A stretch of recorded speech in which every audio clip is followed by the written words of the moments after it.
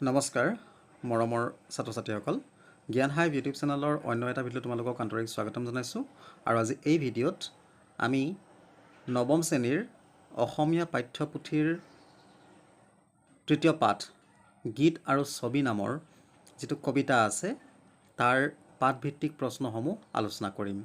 ১ number প্ৰশ্নতে আছে চমু উত্তৰ দিয়া। ক নম্বৰত আছে কেনেধৰণৰ গীত আৰু ছবি কোনেও ভাল বুলি নকয়। ইয়াৰ উত্তৰটো হ'ব যিবোৰ গীত কেৱল বুজাইহে বুজে আৰু যিবোৰ ছবিৰ মূল সকলোৱে নুবুজে তেনে গীত আৰু ছবি কোনেও ভাল নুবুলে। খ নম্বৰত আছে সদায় কাণেৰে শুনি থকা সৰু কথাটিয়ে কেনেকৈ আমাৰ প্ৰাণ টানি ধৰে।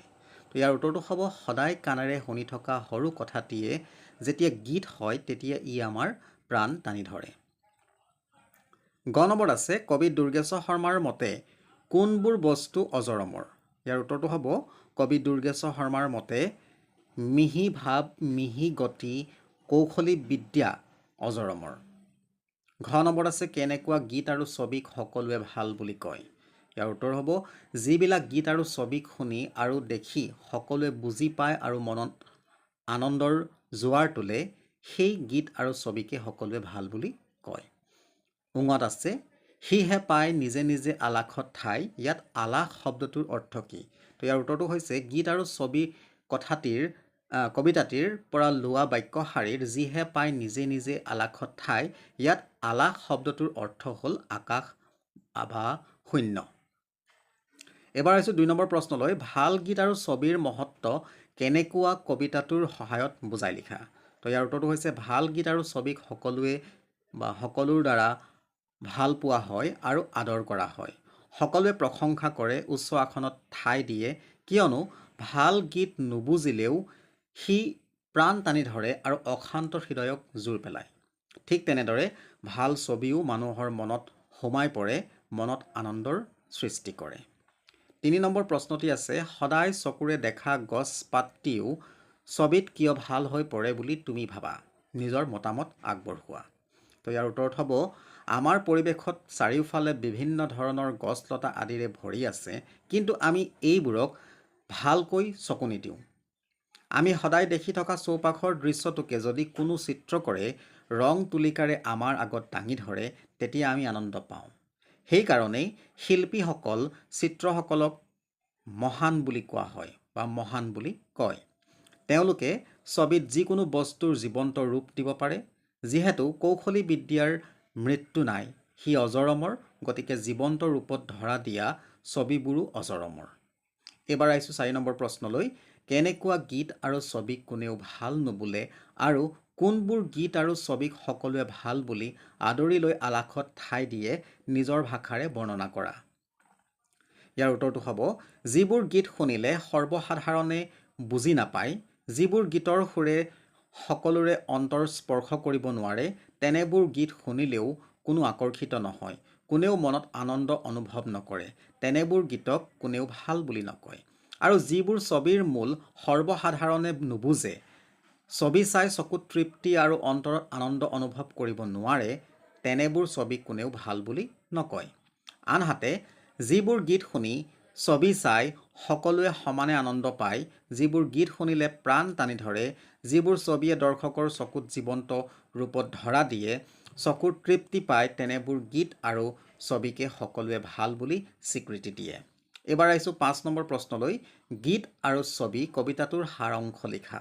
তো ইয়াৰ উত্তৰ হ'ব কবি দুৰ্গেশ্বৰ শৰ্মাদেৱে গীত আৰু ছবি কবিতাটোৰ দ্বাৰা প্ৰকৃত গীত আৰু ছবিৰ সাৰ্বজনীন আবেদন আৰু মহত্বৰ কলাত্মক দিশটো দাঙি ধৰিছে। কবিৰ মতে যিবোৰ গীত শুনিলে সকলোৱে নুবুজে সেই গীতবোৰ কোনেও ভাল বুলি নকয়। আনহাতে যিবোৰ ছবিৰ মূল আটায়ে বুজি নাপায় তেনে ছবিকো কোনেও ভাল বুলি নকয়। যি ছবি দেখি বা গীত শুনি সকলোৱে আনন্দ পায় তেনে গীত আৰু ছবিক সকলোৱে আদৰি লয়, উচ্চ প্ৰশংসা কৰে, উচ্চ স্থান দিয়ে। ভাল গীত নুবুজা হ'লেও তাৰ সুৰে হৃদয়ত আনন্দ দিয়ে। ছবিৰ বিষয়ে একো নাজানিলেও ভাল ছবি চকুত পৰিলেই মনত সোমাই পৰে। সদায় দেখি থকা গছ পাতটিও ছবিত মনোৰম জীৱন্ত হৈ পৰে আৰু সদায় শুনি থকা কথাটিও গীত হ'লে প্ৰাণ টানি ধৰে। এইবাৰ আহিছোঁ ৬ নম্বৰ প্ৰশ্নলৈ। ব্যাখ্যা কৰা ক নম্বৰত আছে সদায় চকুৰে দেখা গছপাতটিও ছবিটিত ভাল হৈ পৰে, সদায় কাণেৰে শুনা সৰু কথাটিও গীত হ'লে প্ৰাণ টানি ধৰে। তো ইয়াৰ উত্তৰত আমি লিখিব লাগিব উপৰোক্ত কবিতা ফাঁকি কবি দুৰ্গেশ্বৰ শৰ্মাদেৱৰ দ্বাৰা ৰচিত গীত আৰু ছবি নামৰ কবিতাটিৰ অন্তৰ্গত।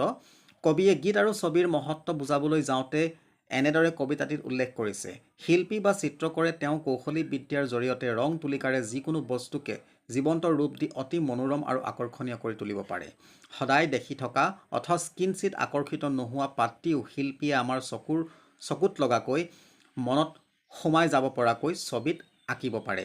সেইদৰে গীতৰ শুৱলা সুৰেও প্ৰাণত আনন্দ জোৱাৰ তোলে। সদায় শুনি থকা কথাও আমি বিশেষ ৰস নাপালেও যেতিয়া সেই কথাখিনিকে গায়ক গায়িকাই সুন্দৰ সুৰত গীত হিচাপে গায় তেতিয়া সিয়ে আমাৰ প্ৰাণ টানি ধৰে। এবাৰ আহিছোঁ খ নম্বৰলৈ, মিহি ভাৱ মিহি গতি কৌশলী বিদ্যা নাই মৃত্যু অজৰমৰ, য'তে পৰে ততে গজে বিভিন্ন আকাৰ ঠাই বুজি দীঘল ডাঙৰ। তো ইয়াৰ উত্তৰটো হ'ব উপৰোক্ত কবিতা ফাঁকি কবি দুৰ্গেশ্বৰ শৰ্মাদেৱৰ ৰচিত গীত আৰু ছবি কবিতাটিৰ পৰা উদ্ধৃত কৰা হৈছে। ভাল গীত আৰু ভাল ছবিৰ আদৰৰ সম্পৰ্কে ক'বলৈ গৈ কবিয়ে এই ফাঁকি কবিতাৰে কবিতাটিৰ সামৰণি মাৰিছে। যিবোৰ গীত আৰু ছবি ভাল বুলি সকলোৱে প্ৰশংসা কৰে আদৰ কৰে সেইবোৰ গীত আৰু ছবিত এটা মিহি ভাৱ মিহি গতি আৰু কৌশলী বিদ্যা নিহিত হৈ থাকে, যিহে মানুহ তথা ঠাই নিৰ্বিশেষে সকলোকে মোহিত কৰিব পাৰে। এনে গীত আৰু ছবিৰ কেতিয়াও অপমৃত্যু নহয়। এনেধৰণৰ গীত আৰু ছবিয়ে সকলো ঠাইতে সকলো সমাজতে আদৰ সাদৰ পায়। তো মৰমৰ ছাত্ৰ ছাত্ৰীসকল, যদি ভিডিঅ'টো চাই ভাল লাগিছে এটা লাইক কৰিবা, তোমালোকৰ বন্ধুসকলৰ মাজত শ্বেয়াৰ কৰি দিবা, আৰু যদি চেনেলটোত প্ৰথমবাৰৰ কাৰণে ভিজিট কৰিছা তেনেহ'লে চেনেলটো ছাবস্ক্ৰাইব কৰি কাষতে থকা বেল আইকনটো প্ৰেছ কৰি অল কৰি ৰাখিবা। ধন্যবাদ।